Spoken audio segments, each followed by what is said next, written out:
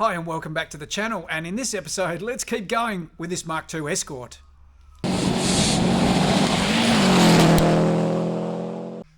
Since the last episode we have been progressing with the work. There has been plenty to do and there is still plenty to do.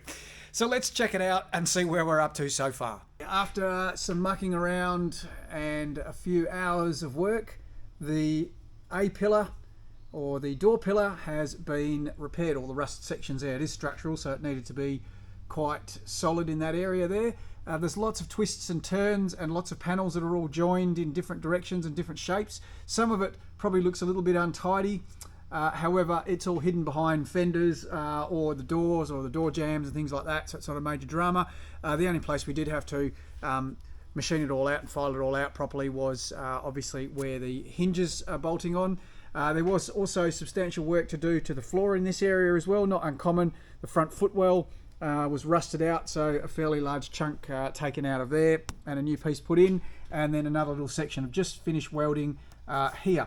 Now, if you're wondering, this is weldable primer. I'll show you that in a sec, so we'll just put a coat of that over that to sort it out. Once the primer has all dried off, we will also need to seal all of these seams up to make sure that they are all good, because there's likely to be pinholes in there, obviously where the floor pan, well, we've cut that out. All these bits and pieces are all going to be exposed to the weather under there and moisture and dirt, so we'll get that all sealed up and it'll be fine. We have started already, chopped off the old sill, which was really badly rusted out, and we will put a new one on there very shortly. We've got that repair section to go in. This is the stuff that we tend to use. It's good stuff. There's plenty of different weldable primers on the market, and we'll just give it a very quick coat.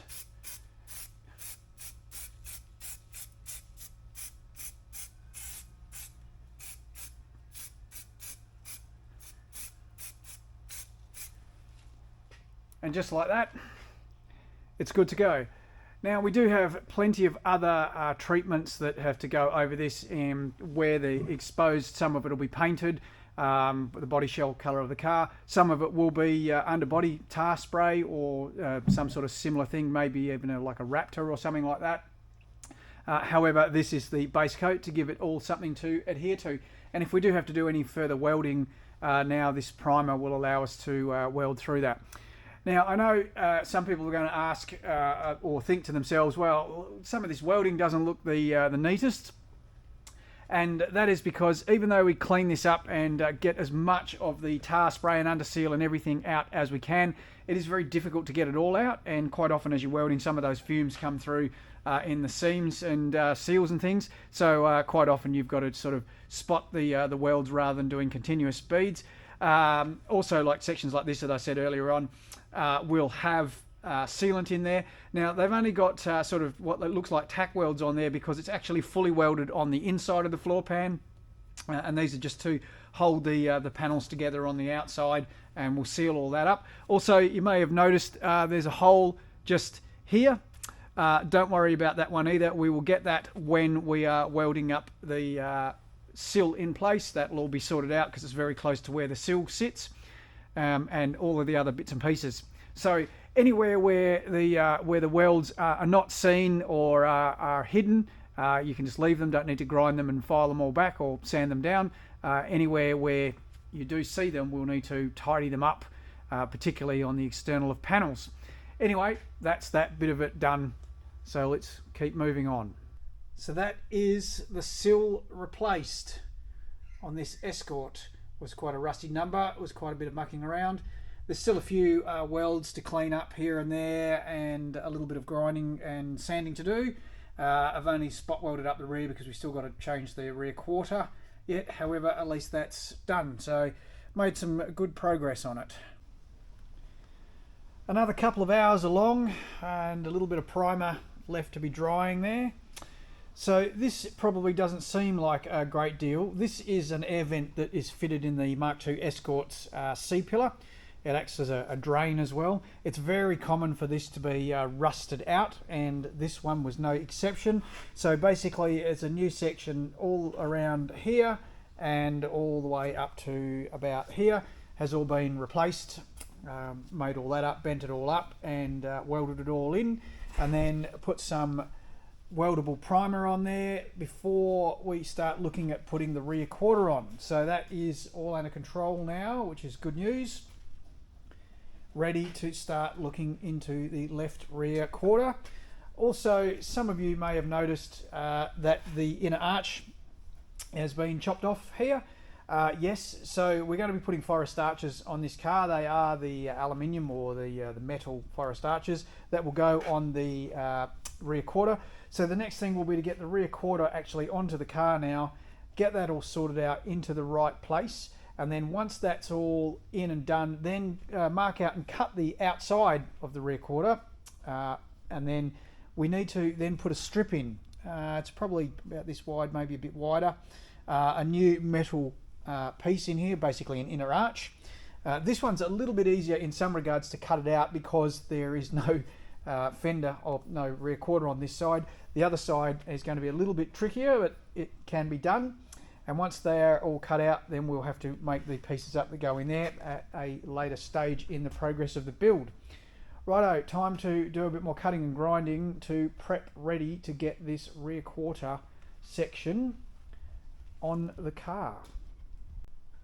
Okay, another few hours later on, and it's starting to look like a car again. The rear quarter is, well, just really sitting on there at the moment. It still needs a bit of trimming up. Obviously, there's still a gap here, so we've got to close all that up. And there's a bit of trimming to do up the top here to get it to fit. However, it is beginning to come together.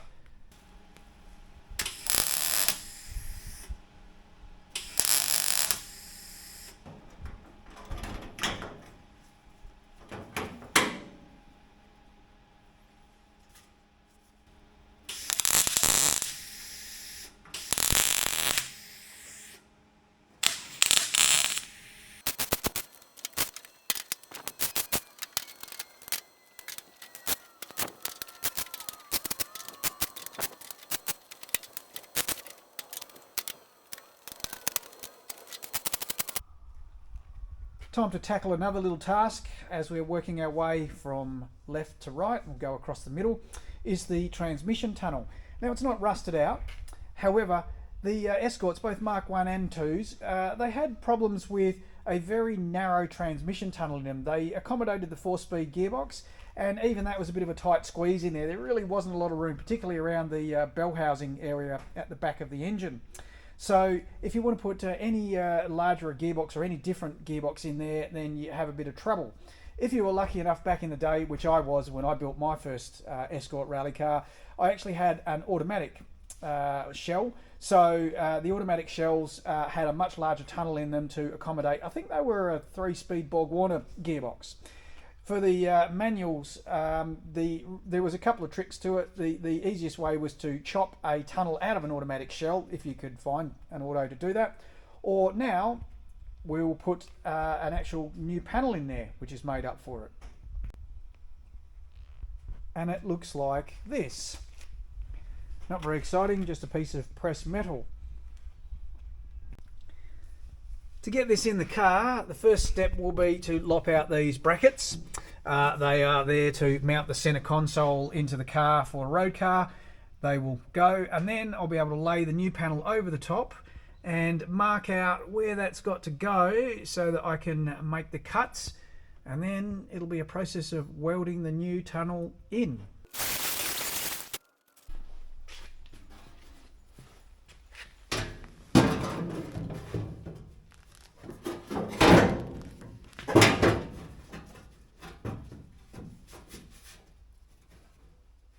So the tunnel is temporarily tech screwed in at the moment in a couple of spots. I haven't cut anything out yet. It's just to give us an idea of how it's going to sit in there. By the way, for those wondering, the factory handbrake will be removed. At the moment I've left it in place because I can use it to park the car or stop the car at the moment. I think it only works on one drum anyway. But that will be removed out in due course. So that's roughly where the tunnel is going to sit.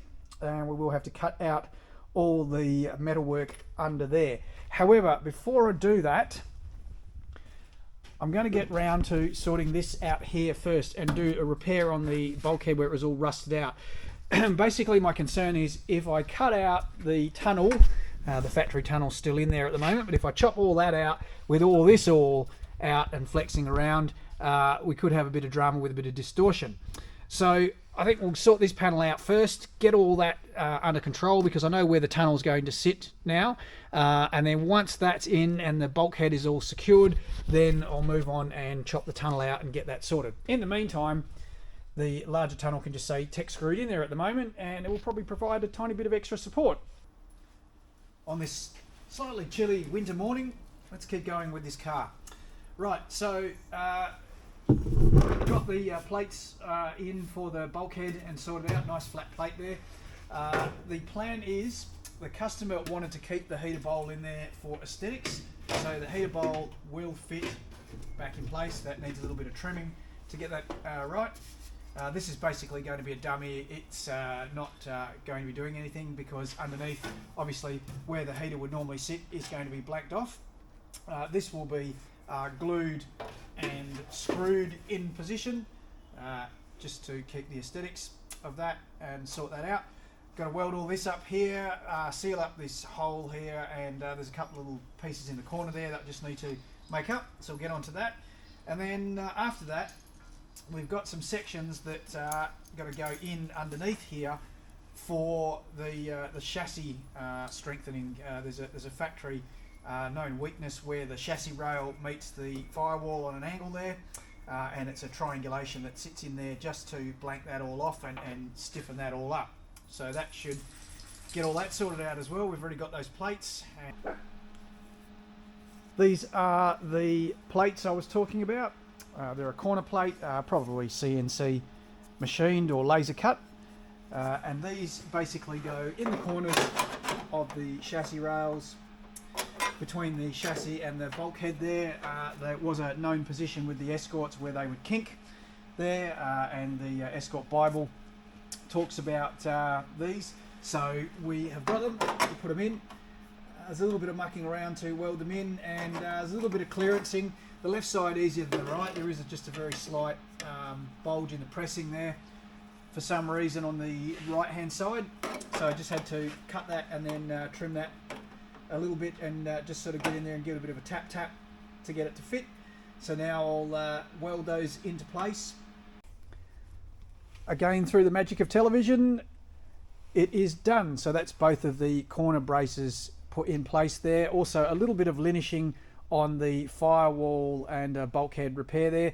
Haven't primed this yet because we still got to trim up and get the heater bowl in the correct position. So once that's done, then that can probably get primed. However, before we prime it, there is still a little bit of surface rust in a couple of places here that we're not able to get the wire brush up into, sort of up under that area there.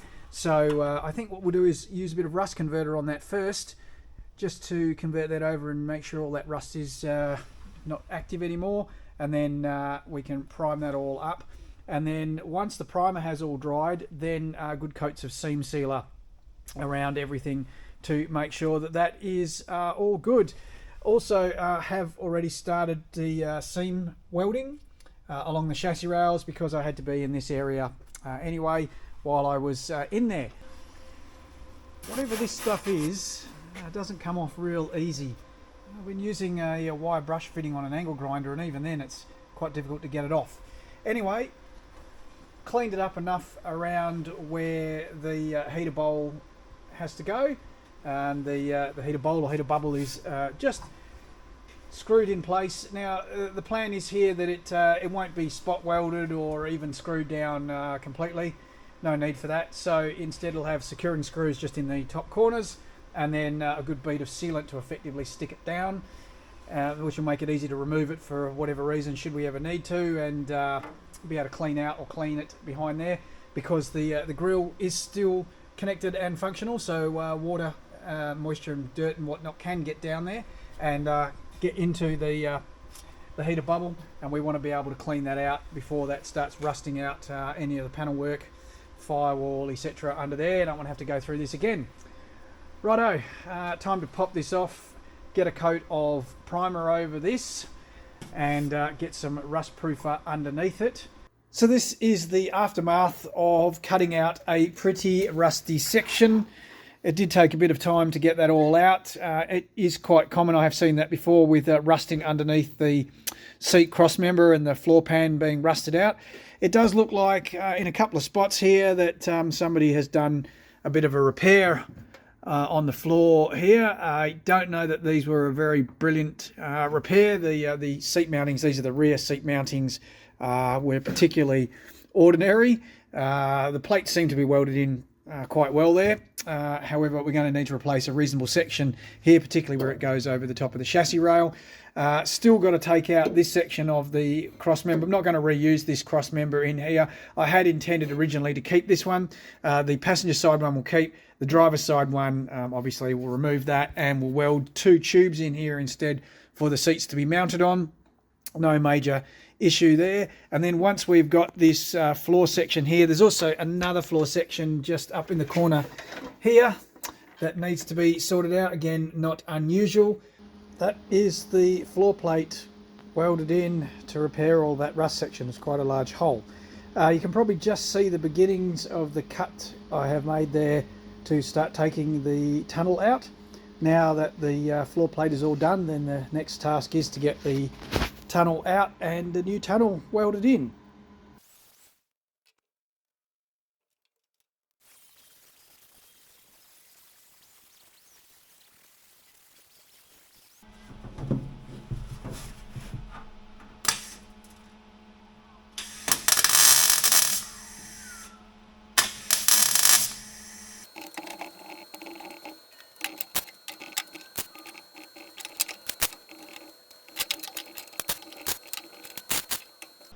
Didn't record all of the welding in. Again, not that exciting to watch. That is the tunnel in the car. I have sort of done full runs of weld over the top of the tunnel, sort of where near the handbrake. However, along the sides it has got stitch welds, a bit like what you'd do with seam welding. I mean, from factory these are only spot welded together, so that'll be plenty strong enough. Also, there is a 10 to 15 mil lip sort of underneath here.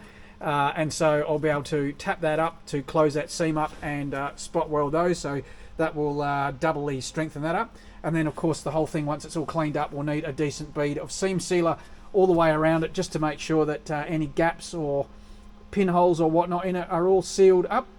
So this is kind of the first bit of performance sort of modifications to the shell that aren't rust repairs, so it's good. However, we still got rust repairs to go. This is a bit of a ripper here, not as bad as the A pillar on the left side, but still certainly needing a bit of work. So we're going to have to cut some panels out and sort all that out, bend up some new bits. Luckily it hasn't actually touched the door hinges on this side. Yeah, but it is a bit untidy looking, so we'll fix all that up. And also there's a bit of rust in this seam down here. Again, not surprising really, so that'll all get tidied up at the same time. We'll make all those bits up as well, and then that'll be that under control. All right, next thing might be to go and get some more gas, because I think we've run out for the MiG. This is probably something I haven't shown on the channel much before, if at all, and it's sealing up the seams. I know I've definitely talked about it. So basically this is a proper seam sealer. You can use any really good quality sealant, however we use seam sealer these days on it. And the idea is that this stuff is specially designed to go into seams. So as it's applied, and then we just use an applicator or use your finger to wipe it over the seams, it pushes into the seam, seals up in there, gets into any little pinholes or little pockets or whatever, and the edge of seams. It's pretty much the same stuff that manufacturers use between panels when they're assembled. It obviously looks a bit odd at the moment, although it is designed to be painted straight over. So the panels are all primed in bare steel, and then we seam seal them after the welding's all completed, and those that are done now are ready to be painted over when we get to that point. As you can see, it is fairly extensive where there has been welding. We just don't want any water or mud or dirt to get into any of those places. There is still quite a bit of welding and shell prep to do, so there are some places where the seams haven't been completed yet, like say here, and that's because we may need to extend up and put an extra plate over here because we've got to put the tubes in for the seat mounts on this side. Well, we are getting some decent progress done on this car finally, which is good. There is still quite a bit of work to do. However, we are getting there. It's good to be able to get the transmission tunnel in the car now and get that sorted out, get some things sealed up, and etc. etc. It's starting to turn into a Mark II from a bit of an unrecognisable rusty situation. Still a fair bit to do, so we'll keep pushing on with that. However, I think we'll call it here on this video. Hope you've enjoyed the progress so far on the Mark II Escort Group 4 build. Please give us a like. It's important for the YouTube algorithm, and subscribe. And we'll catch you again soon. Cheers.